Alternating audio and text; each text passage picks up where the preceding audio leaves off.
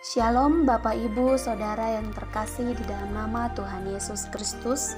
Terpujilah Allah kita yang hebat, karena kasih dan cintanya yang selalu menaungi kita di setiap saat, memberkati dan menolong kita.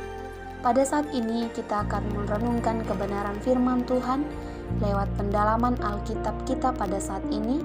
Kita persiapkan hati kita berdoa. Tuhan Yesus, terima kasih untuk waktu yang berharga yang Tuhan berikan dalam hidup kami. Pada saat ini Tuhan, kami akan merenungkan kebenaran firman-Mu lewat pendalaman Alkitab. Tuhan tolong dan Tuhan berkati kami. Tuhan urapi kami dengan Roh Kudus-Mu, agar hati kami boleh menerima kebenaran firman-Mu, dan kami boleh melakukannya dan memegang teguh kebenaran firman-Mu di dalam hidup kami. Dipuji, dimuliakan, dan ditinggikanlah Yesus selamanya. Terpujilah Engkau Bapa di sorga, dalam nama Yesus Kristus kami berdoa dan mengucap syukur kepada Bapa di sorga. Haleluya, amin.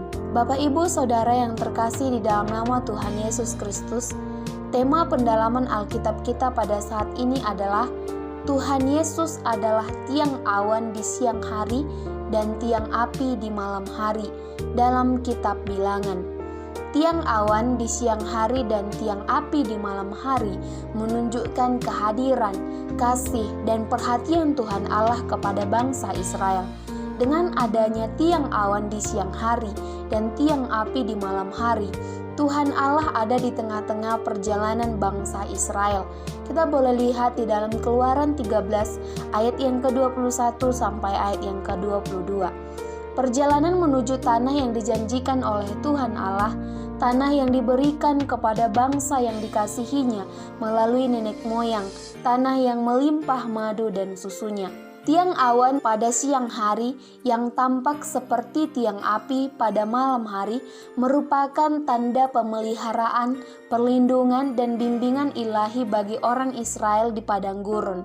Tuhan Allah menuntun bangsa Israel dengan tiang awan dan tiang api. Mengapa demikian? Bukankah Tuhan Allah dapat melakukan mukjizat dan menolong bangsa Israel dengan berjalan di padang gurun dengan cepat sampai di tanah Kanaan? Bukan Tuhan Allah tidak mampu membuat mukjizat bagi bangsa Israel, tetapi tujuannya adalah supaya bangsa Israel tetap mengandalkan Tuhan, berserah kepada Tuhan, dan belajar taat kepada Allah. Dan saat itu juga Tuhan menepati janjinya untuk menuntun bangsa Israel, dan janji Tuhan Allah sampai kepada kehidupan sekarang. Tuhan Allah di dalam Tuhan Yesus Kristus menunjukkan kasih, kehadiran, perhatian, tuntunan, dan perlindungannya kepada semua umat yang datang kepada Bapa di sorga. Dan saat ini Tuhan Yesus yang menjadi tiang awan di siang hari dan tiang api di malam hari. Tuhan Yesus memimpin dan menyertai orang percaya saat ini dengan tiang awan dan tiang api, yakni dengan firman Tuhan. Firman Tuhan adalah pelita bagi jalan manusia. Tuhan Yesus akan menyertai setiap manusia sampai kepada akhir zaman. Kita boleh lihat di dalam kitab Matius 28 ayat 20b, demikian kebenaran firman Tuhan, dan ketahuilah, aku menyertai engkau sampai kepada akhir zaman. Di dalam pendalaman Alkitab saat ini, ada beberapa pertanyaan yang perlu kita jawab. Yang pertama, apakah janji penyertaan Tuhan bagi kita supaya kita tidak terikut arus dunia ini? Kita boleh lihat di dalam Ibrani 13 ayat yang ke-5, demikian kebenaran firman Tuhan, janganlah kamu menjadi hamba uang, dan cukupkanlah dirimu dengan apa yang ada padamu. Karena Allah telah berfirman, aku sekali-kali tidak akan membiarkan engkau, dan aku sekali-kali tidak akan meninggalkan engkau. Tuhan Yesus tidak akan membiarkan seseorang di dalam kesesatan, penderitaan, kesesakan, tidak akan meninggalkan dan tidak akan pernah melupakan manusia yang dikasihinya. Yesus akan selalu ada bersama-sama dengan orang yang dikasihinya sampai akhir hidup. Janji Tuhan adalah selalu ditepati, tidak akan pernah diingkarinya. Tuhan Yesus akan selalu menyertai setiap orang senantiasa. Percayalah kepada Yesus. Pertanyaan yang kedua, Di dalam siapakah kehadiran Allah nyata dalam menyertai orang yang dikasihinya?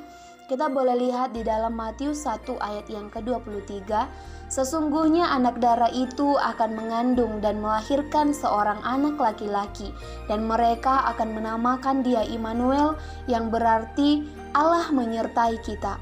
Jadi di dalam Yesus Kristus, Allah menyertai setiap orang yang taat kepada Allah dan hadir di dalam Yesus Kristus untuk selama-lamanya.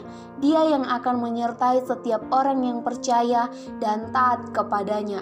Kita juga boleh lihat di dalam Lukas 24 ayat yang ke-49, demikian kebenaran firman Tuhan, dan aku akan mengirim kepadamu apa yang dijanjikan Bapakku, tetapi kamu harus tinggal di dalam kota ini sampai kamu diperlengkapi dengan kekuasaan dari tempat tinggi.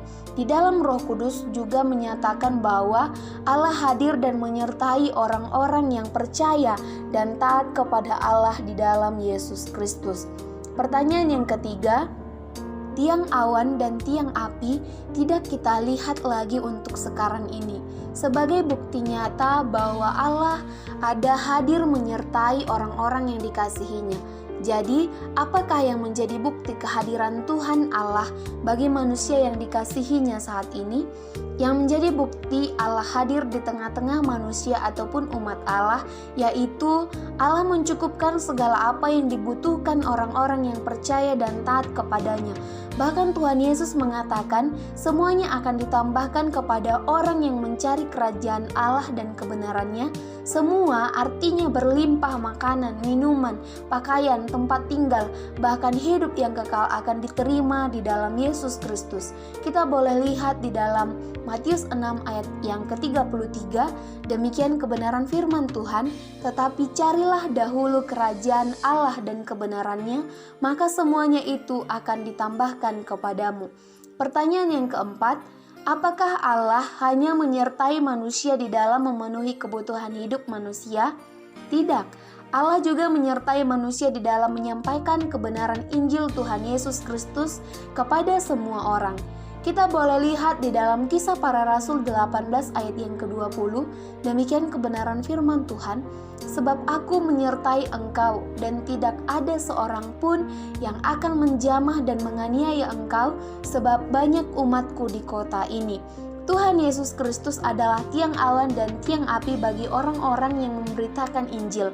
Dia tidak akan dianiaya, bahkan tidak akan ada orang yang bisa menyentuh untuk berbuat jahat kepada seorang yang memberitakan Injil kebenaran Yesus Kristus. Sehingga dengan penuh keberanian, kita akan menyampaikan kasih Allah di dalam Yesus Kristus kepada semua orang yang kita jumpai yang belum sama sekali mengenal kasih Allah di dalam Yesus Kristus. Allah yang mulia, Allah yang menyelamatkan kita umatnya, yang dikasihinya untuk selama-lamanya. Pertanyaan yang kelima, tiang awan dan tiang api menuntun bangsa Israel menuju tanah perjanjian. Saat sekarang, kemanakah Allah menuntun orang-orang yang dikasihinya? Kita boleh lihat di dalam kitab Rom pasal yang kedua, ayat yang keempat. Maukah engkau menganggap sepi kekayaan kemurahannya, kesabarannya dan kelapangan hatinya? Tidakkah engkau tahu bahwa maksud kemurahan Allah ialah menuntun engkau kepada pertobatan? Jadi Tuhan Yesus Kristus menuntun orang-orang yang dikasihinya untuk senantiasa bertobat, meninggalkan kegelapan, jalan yang salah yang menuju kepada kebinasaan.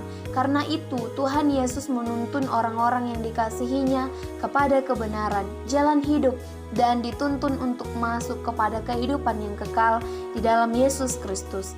Dan yang menjadi kesimpulannya, yang pertama, tiang awan dan tiang api merupakan pemeliharaan Allah, kehadiran Allah, penyertaan Allah bagi umat yang dikasihinya. Sekarang telah nyata seorang yang memelihara, menyertai, melindungi, menyelamatkan, dan Allah sendiri hadir, yaitu di dalam Yesus Kristus, Allah penyelamat. Yang kedua, Allah menuntun bangsa Israel kepada tanah perjanjian, susu dan madu yang berlimpah.